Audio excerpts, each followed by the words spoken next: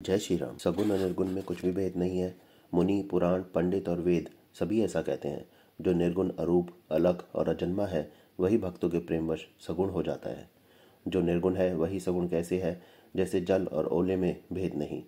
जिसका नाम ब्रह्म रूपी अंधकार के मिटाने के लिए सूर्य है, उसके लिए मोह का प्रसंग भी कैसा कहा जा सकता है? श्री रामचंद्र जी सच्चिदानंद स्वरूप सूर्य हैं। वहाँ मोह रूपी रात्रि का लवलेश भी नहीं है। वे स्वभाव से ही प्रकाश रूप और भगवान है। वहाँ तो विज्ञान रूपी प्रातःकाल भी नहीं होता। अज्ञान रूपी रात्रि हो तब तो विज्ञान रूपी प्रातःकाल हो। भगवान तो नित्य ज्ञान स्वरूप ही हैं। हर्ष, शोक, ज्ञान, अज्ञान, अहंता और अभिमान ये सब जीव के धर्म है। श्री रामचंद्र जी तो व्यापक ब्रह्म, परमानंद स्वरूप, परात्पर प्रभु और पुराण पुरुष हैं। इस बात को सारा जगत जानता है। जो पुराण पुरुष प्रसिद्ध हैं, प्रकाश के भंडार हैं, सब रूपों में प्रकट हैं, जीव, माया और जगत सबके स्वामी हैं, वही रघुकुल मणि श्री रामचंद्र जी मेरे स्वामी हैं। ऐसा कहकर शिव जी ने उनको मस्तक नवाया। अज्ञानी मनुष्य अपने भ्रम को तो समझते नहीं और वे मूर्ख प्रभु श्री रामचंद्र जी पर उसका आरोप करते हैं। जैसे आकाश में बादलों का पर्दा देखकर कुविचारी अज्ञानी लोग कहते हैं कि बादलों ने सूर्य को ढक लिया। जो मनुष्य आंख में उंगली लगाकर देखता है उसके लिए तो दो चंद्रमा प्रकट है। हे पार्वती, श्री रामचंद्र जी के विषय में इस प्रकार मोह की कल्पना करना वैसा ही है जैसा आकाश में अंधकार, धुएं और धूल का सोहना दिखना आकाश जैसे निर्मल और निर्लेप है, उसकी कोई मलिन या स्पर्श नहीं कर सकता। इसी प्रकार भगवान श्री रामचंद्र जी नित्य निर्मल और निर्लेप हैं। विषय, इंद्रियां, इंद्रियों के देवता और जीवात्मा ये सब एक की सहायता से एक चेतन होते हैं। अर्थात विषयों का प्रकाश इंद्रियों से, इंद्रियों के देवता से और इंद्रिय देवताओं का चेतन जीवात्मा से प्रकाश होता है। इन सब का जो परम प्रकाशक है अर्थात जिससे इन सब का प्रकाश होता है वही अनादि ब्रह्म अयोध्या नरेश श्री रामचंद्र जी हैं। यह जगत प्रकाश्य है और श्री रामचंद्र जी इसके प्रकाशक हैं। वे माया के स्वामी और ज्ञान तथा गुणों के धाम है, जिनकी सत्ता से मोह की सहायता पाकर जड़ माया भी सत्य सी भासित होती है। जैसे सीप में चांदी की और सूर्य की किरणों में पानी की बिना हुए भी प्रतीति होती है, यद्यपि वह प्रतीति तीनों कालों में झूठ है, तथापि इस भ्रम को कोई हटा नहीं सकता। इसी तरह यह संसार भगवान के आश्रित रहता है, यद्यपि यह सत्य है तो भी दुख तो देता ही है। जिस तरह स्वप्न में भी कोई सिर काट ले तो बिना जागे वह दुख दूर नहीं होता।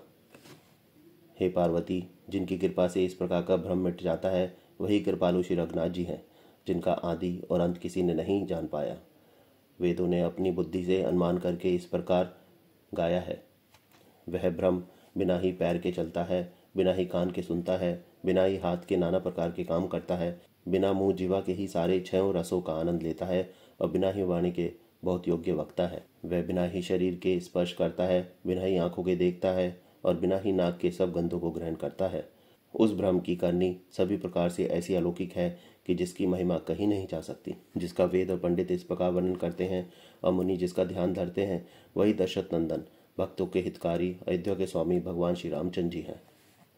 हे पार्वती, जिनके नाम के बल से काशी में मरते हुए प्राणी को देखकर मैं उसे राम मंत्र देकर शोक रहित कर देता हूँ, वही मेरे प्रभु रघुशेष श्री रामचंद्र जी जड़ चेतन के स्वामी और सबके हृदय के भीतर की जानने वाले हैं। विवश होकर भी जिनका नाम लेने से मनुष्य के अनेक जन्मों में किए हुए पाप जल जाते हैं, फिर जो मनुष्य आदर पूर्वक उनका स्मरण करते हैं वे तो संसार रूपी समुद्र को गाय के खुर से बने हुए गड्ढे के समान अर्थात बिना किसी परिश्रम के पार कर जाते हैं। हे पार्वती, वही परमात्मा श्री रामचंद्र जी हैं। उनमें भ्रम है, तुम्हारा ऐसा कहना अत्यंत ही अनुचित है। इस प्रकार का संदेह मन में लाते ही मनुष्य के ज्ञान, वैराग्य आदि सारे सद्गुण नष्ट हो जाते हैं। शिव जी के भ्रम नाशक वचनों को सुनकर पार्वती जी के सब कुतर्कों की रचना मिट गई। श्री रघुनाथ जी के चरणों में उनका प्रेम और विश्वास हो गया और कठिन असंभावना जाती रही। बार बार स्वामी के चरण कमलों को पकड़कर और अपने कमल के समान हाथों को जोड़कर पार्वती मानव प्रेम रस में सान कर सुंदर वचन बोली। आपकी चंद्रमा की किरणों के समान शीतल वाणी सुनकर मेरा ज्ञान रूपी शरद ऋतु की धूप का भारी ताप मिट गया। हे कृपालु, आपने मेरा यह संदेह हर लिया। अब श्री रामचंद्र जी का यथार्थ स्वरूप मेरी समझ में आ गया। हे नाथ, आपकी कृपा से अब मेरा विषाद जाता रहा और आपके चरणों के अनुग्रह से मैं सुखी हो गई। हे प्रभु, यदि आप मुझ पर प्रसन्न हैं तो जो बात मैंने आपसे पहले पूछी थी वही कहिए। यह सत्य है कि श्री रामचंद्र जी ब्रह्म है, चिन्मय है, अविनाशी हैं, सबसे रहित और सबके हृदय रूपी नगरी में निवास करने वाले हैं। फिर हे नाथ, उन्होंने मनुष्य का शरीर किस कारण से धारण किया? हे धर्म की ध्वजा धारण करने वाले प्रभु, यह मुझे समझाकर कहिए। पार्वती के अत्यंत नर्म वचन सुनकर और श्री रामचंद्र जी की कथा में उनका विशुद्ध प्रेम देखकर तब कामदेव के शत्रु स्वाभाविक ही सुजान कृपा निधान शिव जी मन में बहुत ही हर्षित हुए और बहुत प्रकार से पार्वती की बड़ाई करके फिर बोले। नवापरायण पहला विश्राम, मासपरायण चौथा विश्राम। हे पार्वती, निर्मल रामचरितमानस की वह मंगलमय कथा सुनो जिसे काकभूषणी ने विस्तार से कहा और पक्षियों के राजा गरुण ने सुना था। वह शेष संवाद जिस प्रकार हुआ वह मैं आगे कहूँगा। अभी तुम श्री रामचंद्र जी के अवतार का परम सुंदर और पवित्र चरित्र सुनो। श्री हरि के गुण, नाम, कथा और रूप सभी अपार, अगणित और असीम हैं।